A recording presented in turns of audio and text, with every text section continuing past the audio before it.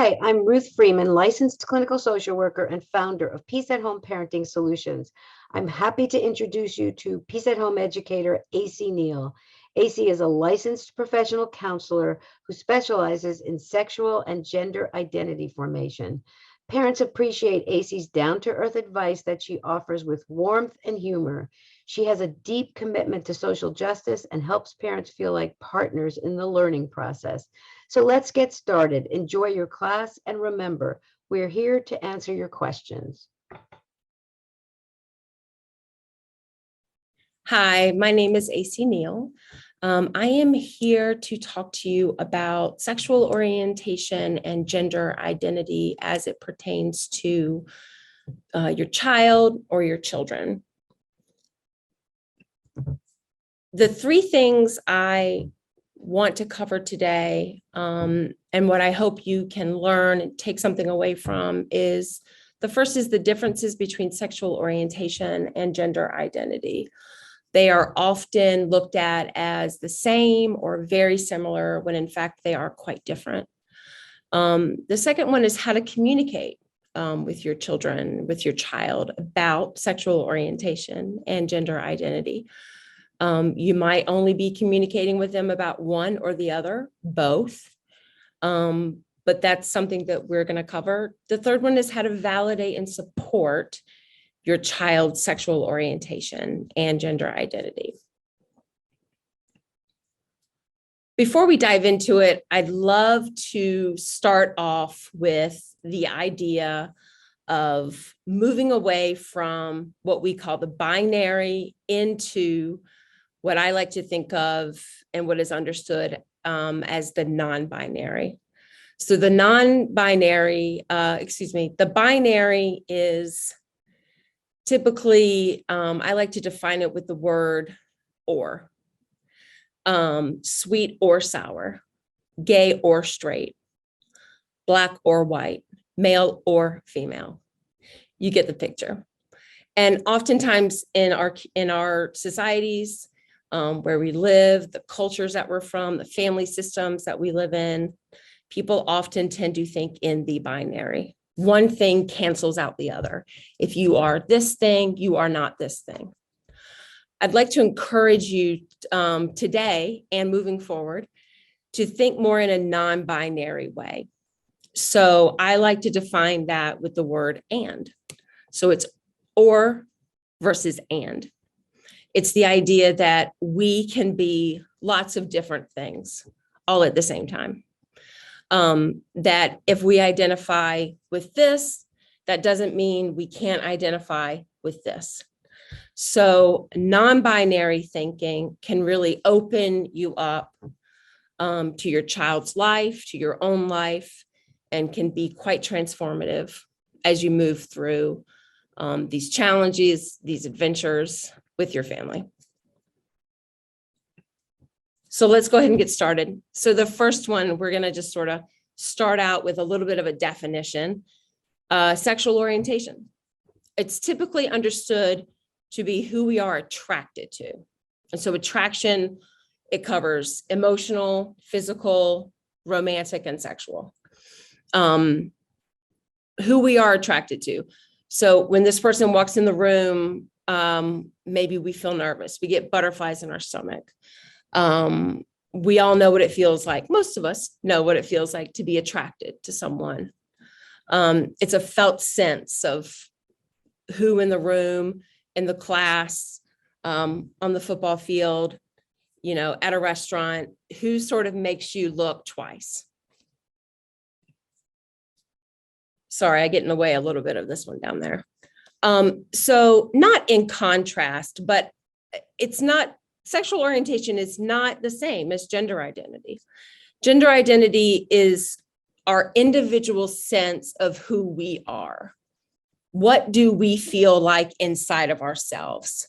And it has very little to nothing to do with who we are attracted to. So for example, I might identify as a man, I might identify as a woman. So that's the binary, man or woman, male or female. Here's the non-binary. I might identify with both. I might identify as neither. And then there's this whole spectrum in between. So you think about the binary with the male being here, the female being over here. There's a whole like host of identities in between those two things. So that's the idea of spectrum thinking, which goes along with the idea of non-binary thinking. So just to reiterate, sexual orientation and gender identity are not the same. They are oftentimes thought of in the same light. They are oftentimes thought of as the same, but in fact, they are quite different. Sexual orientation being about who we want to be with, romantically, sexually, who we are attracted to. It involves another person. And gender identity is really just about ourselves and an internal sense of who we are and how we identify on the gender spectrum. So it's important to remember that sexual orientation and gender identity evolve. We can be attracted to maybe men when we're 10 years old. And then as we grow up, maybe we're attracted more to women. And then maybe we find out as we evolve as human beings that we are attracted to both. It's the same way with gender identity. For example, I might identify as female when I'm 10. And then later on, I might not be so sure. And then later on, I might feel like, I kind of feel like I identify with both. So there's a whole host of possibilities, which can feel really overwhelming. But again, I think if you look at it from a developmental perspective, children are sort of always trying to figure out who they are, sort of trying to figure out where they fit in and how they identify. And this is going to evolve throughout time. So just because your child comes to you saying they identify with one thing one day doesn't mean that can't or won't evolve over time. It could stay the same, but it doesn't mean it won't. So let's move on to the second thing, how to listen to your child and what to say when these topics come up. It's really important to think about putting yourself back in maybe that age group, whether you have a young child in elementary school, middle school, or an older child, a teenager, maybe 15, 16, or even a young adult, maybe out of high school. What sort of support would you have wanted from your parent or guardian or a really important adult in your life at that point? So trying to think of a scenario when you were younger, a situation that was hard to deal with, that was hard to talk to somebody about, or maybe you didn't, and why didn't you? Or what would you have wanted? What would have felt safe and comforting? What would have felt helpful and loving and supportive? And then trying to take that approach with your child. It's important to remember that your child may be likely to feel nervous and anxious about discussing their attraction.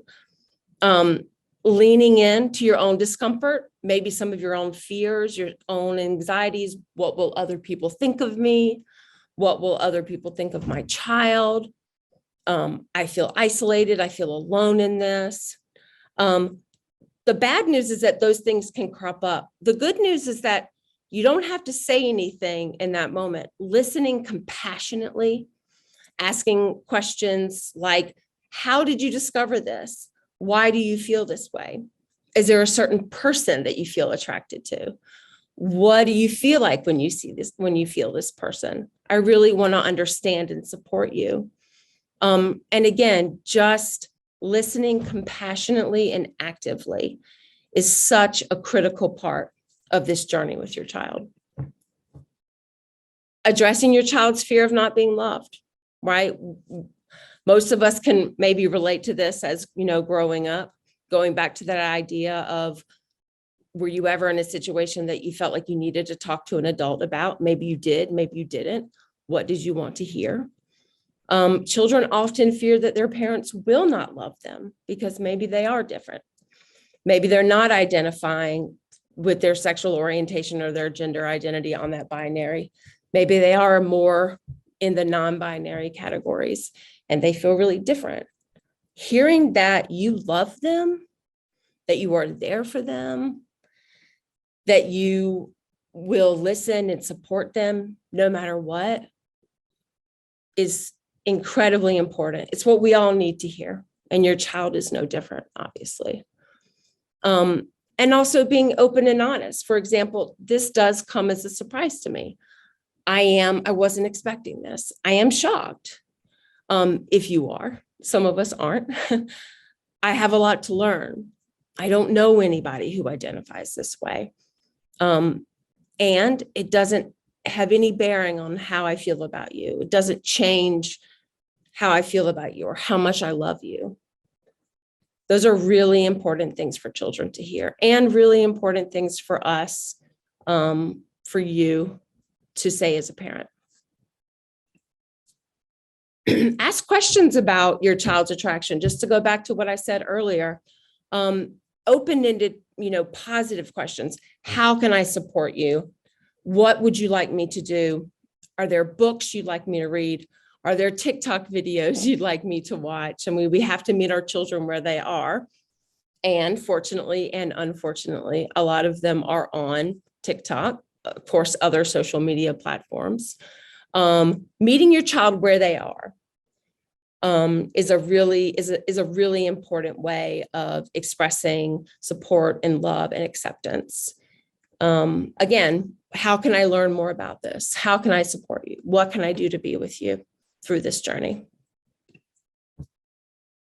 Modeling open and affirming communication, how you talk about other people that are different in front of your child is so important. Do you talk about people that are a different size or weight or race, ethnicity, religion? Do you talk about those people in an open and affirming way? Do you make comments about them that aren't positive, that are negative, that are discriminatory? Looking back on that, thinking about, have you done, what have you said? What have you not said? And moving forward, trying to model more open and affirming communication about people that are different from you, if you haven't been doing that already. So the third thing is some ways to express the love and acceptance. So you want to create an engaging and an affirming space to discuss sexual orientation. Affirming is a word that has sort of become part of our lexicon in the last, maybe 10 years. You'll see it on churches, open and affirming. Affirming means I am with you. I want to walk through this with you. I'm going to actively listen to you. I will not be dismissive.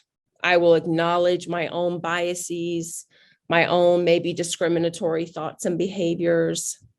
So engaging, a dialogue, a back and forth, a curiosity. And it's okay to take a break. It is always okay to take a break. If things start to feel destructive versus constructive, if you start to feel yourself feeling reactive versus maybe more rational, it's okay to take a break. This might give you some time to do research, to talk to your own support people. Maybe that's a spouse.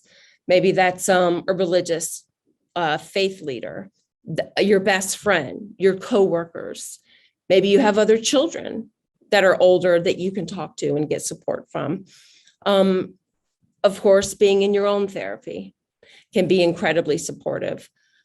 You want to always just be mindful that your communication with you and your child or children is open and affirming. Just getting back to that last slide. And if it starts to feel like it's not, take a break. Put yourself in a timeout. That's always okay. Affirm your child's unique experiences. Going back to that word, affirm. You may not understand all of your child's thoughts and experiences and what they're going through. That's okay. You don't need to. We don't need to have had the same experiences as another human being to be open and understanding and affirming of them. Finding allies that can help them explore their feelings, and I like reinforcing the idea that you're not going anywhere is really important.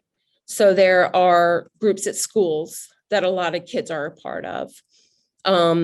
There are parental groups, support groups for parents of, PFLAG is one of the most prolific ones. Parents and friends of lesbian and gays. That's how old it is. It was just the word lesbian and gays. Obviously now we know there is so much more happening within sexual orientation and gender identity, but that's one of the more well-known ones. If your child feels isolated in their identity, finding Facebook groups, finding TikToks that they can follow, people on Instagram, maybe even well-known celebrities that they can identify with, that they feel represented by. Representation really, really matters.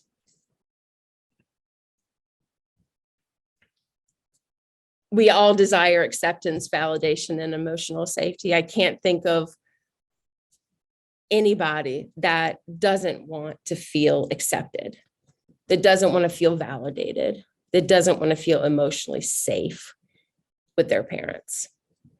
That is really, truly the key words in all of this. Write them on your hand, write them on your mirror, put them in your phone notes. Acceptance, validation, and emotional safety. If you can provide those three for your child as they navigate the journey of sexual orientation and gender identity, you are doing a terrific job. We're not always successful at this. Sometimes it's not that we fail, but sometimes we maybe not always hit the mark. But if that is always your goal as a parent, then you and your child will only grow together. Your relationship can only get stronger. And everyone can sort of be transformed and grow together, honestly, and change and evolve.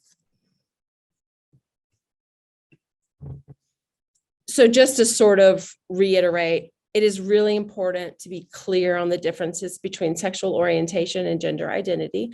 Again, sexual orientation involving more of who we are attracted to. So it involves other people.